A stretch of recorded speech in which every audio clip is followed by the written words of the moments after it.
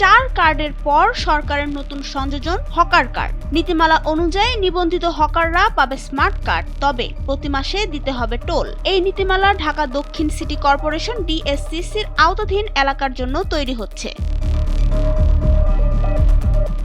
ঢাকা শহরের হকার পুনর্বাসন নীতিমালা 2026 শিরোনামে নীতিমালার খসড়াটি বর্তমানে স্থানীয় সরকার মন্ত্রণালয়ে পর্যালোচনা করা হচ্ছে। প্রস্তাবিত নীতিমালার উদ্দেশ্য সম্পর্কে খসড়ায় বলা হয়েছে, ফুটপাত ও গণপরিসরে পথচারীদের স্বাচ্ছন্দ্যময় চলাচল বজায় রাখা, একই সঙ্গে হকারদের নিবন্ধনের আওতায় এনে নির্দিষ্ট জোনে প্রান্তিক জনগোষ্ঠীর ব্যবসার সুযোগ সৃষ্টি করা। নগর পরিকল্পনাবিদরা এমন নীতিমালাকে ইতিবাচক হিসেবে দেখছে। এই হকার নীতিমালার খসড়ায় বেশ কিছু সংজ্ঞা নির্দিষ্ট করে দেওয়া হয়েছে। হকারদের নিবন্ধনের ব্যাপারে বলা হয়েছে, কর্তৃপক্ষ একটি হকার ব্যবস্থাপনা কমিটি গঠন করবে। এই কমিটির মাধ্যমে নির্দিষ্ট মেয়াদের জন্য স্মার্ট কার্ড বা পরিচয়পত্র সহ হকারদের নিবন্ধন দেওয়া হবে।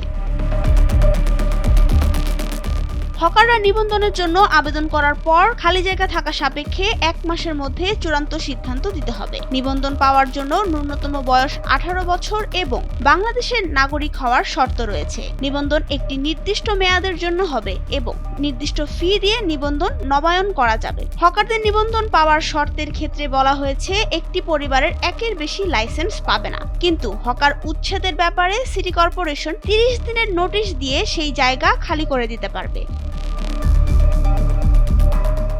সার্বিক বিষয়ে ঢাকা দক্ষিণ সিটি কর্পোরেশনের প্রশাসক মোহাম্মদ আব্দুস সালাম জানান, পথচারীদের সহজ চলাচল ও সড়কে শৃঙ্খলা ফেরানোর জন্য হকারদের জন্য একটি নীতিমালা করা হচ্ছে। তবে সব হকারকে জায়গা দেওয়া তাদের পক্ষে সম্ভব হবে না। এক্ষেত্রে কাদের প্রাধান্য দেওয়া হবে এবং কোন সড়কে প্রাধান্য দেওয়া হবে, এই বিষয়গুলো নিয়েই নীতিমালা প্রণয়ন করা হচ্ছে। নাবিলা রহিম, সময়ের আলো।